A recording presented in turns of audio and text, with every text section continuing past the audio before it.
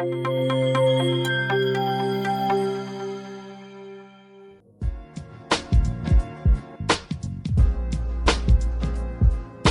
our virtual green room right now, Jeanne Tiefenbach-Henderson is with us. She is the author of Madonna of the Way. And she's got such an interesting background with her art background and then combining this with the Madonna. And you think of Madonna, and boy, there's so many directions we could go there. And she's got a second book out too as well. We'll talk about that all here on Author's Corner with me, Kate Delaney, on America Tonight. So Jeanne, thanks so much for coming on.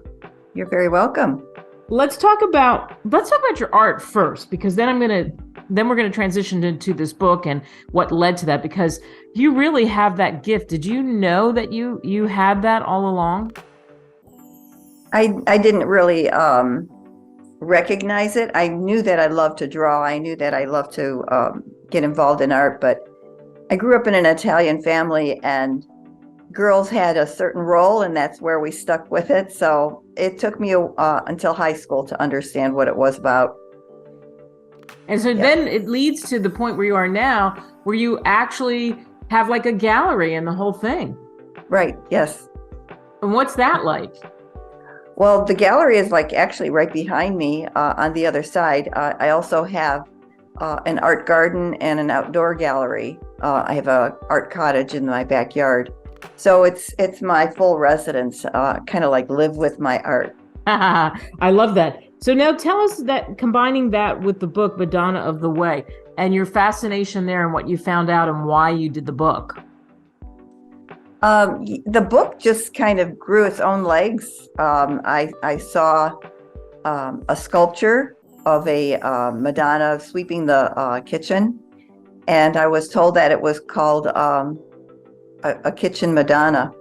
Anyway, the next day I went to a doctor's appointment, and I just kind of thought about it a little bit and thought, if there could be a Madonna of the kitchen, then there could be a Madonna of the walkway. There could be a Madonna of the chapel. There could be a Madonna of the nursery. And I came up with 9 different Madonnas and 4 Madonnas under each category. So in total, 37 Madonnas, because one Madonna is just eager to greet you and welcome you in.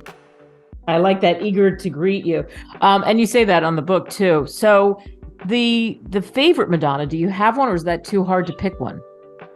Oh, a lot of times I pick Madonna of the walkway? Or no, carrying bags. Madonna carrying the bag. She's a Madonna of the walkway. Anyway, she's carrying your sufferings and joys with her all the time. And it's just a cute illustration. I have the book here. Nice. And of course, this is radio, so people can't see, but it's a beautiful book. Oh, okay. You can go to Amazon.com. You can go to Barnes & Noble, which is where you're going to go anyway to get the book. And it is incredible if you look at the work inside. And what was that like, the art part of it for you and coming up with the ideas? This is a cute story. Okay, so after I came up with the idea, it looked like it wanted to be a book. So like I said, it kind of grew its own legs. So I purchased 37 8x10 canvases and went down the basement. This was in the summer. I was teaching during the year, and during the summer, head off. Anyway, I had 3 daughters, and they would come and give me McDonald's and coffee and videos. And I just stayed in the same spot for 3 days.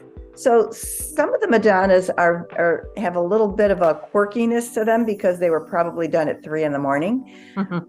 But they were all done, within those 3 days, so that they would have kind of the same hand.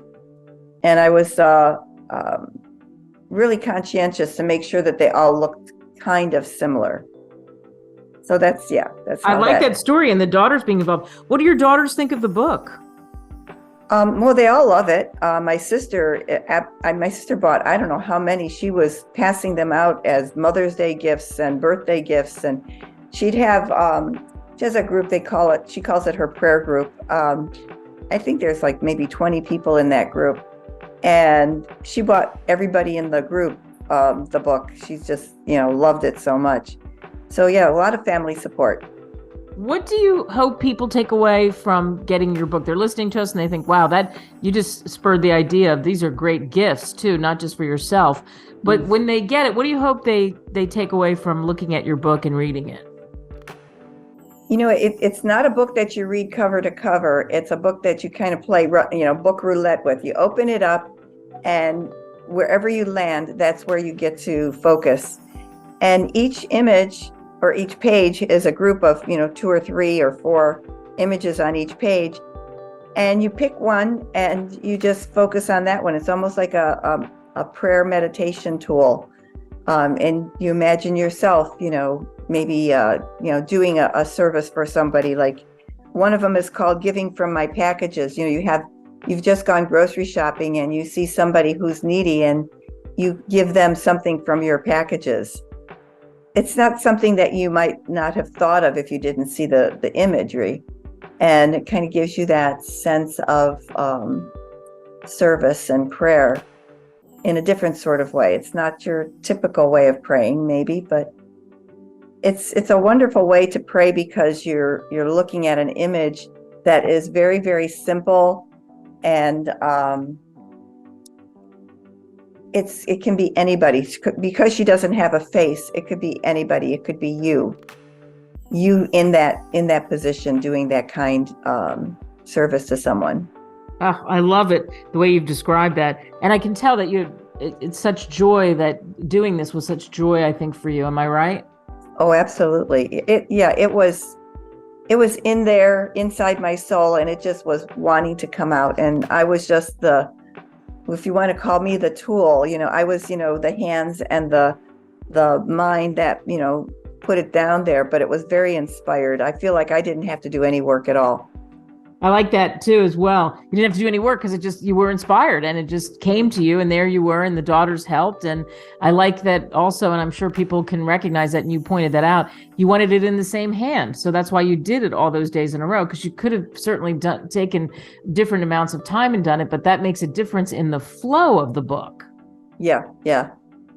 And the other thing that I did do when I first came up with the idea, I was actually in a passion play where there were about maybe close to 100 cast members, and all in costume. In between scenes, I would sit on the floor and observe, the different people in their costumes, and they would inspire me in terms of, the way that they were sitting, the arrangement, the compositions. And so I would just sketch all the people, all the actors while in between scenes, and that's how some of the imagery came to be.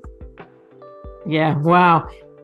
This is a book you want to get it on Amazon, get it on Barnes & Noble, like I've already said, and it's Madonna of the Way. And you have another book that I said we were going to talk about. Tell us about the second book that's coming out.